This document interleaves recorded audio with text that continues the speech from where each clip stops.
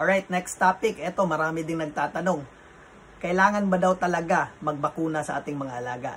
So, eto classmate, marami talagang mga nagtatanong, especially sa mga backyard breeders. No? Tulad ko, baguhan, is issue din yan kasi alam naman natin may presyo din yung ibang bakuna.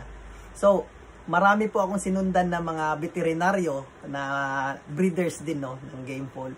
So, lahat po sila nagsasabi, kailangan po ng bakuna. Kasi yung mga sakit daw po na common na sakit ng game fall is endemic po, no?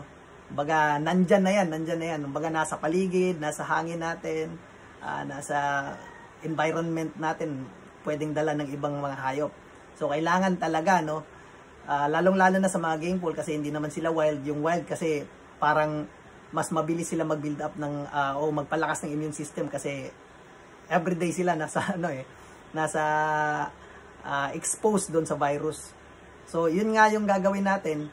Ang bakuna po is parang ini-expose natin yung alaga natin sa ganung bakterya na sakit, no? Pero mahina lang po yun, kaya kaya nilang labanan sa katawan nila para pag pumasok na yung totoong sakit, kayang-kaya na ng immune system nila. So yun classmate, maraming salamat.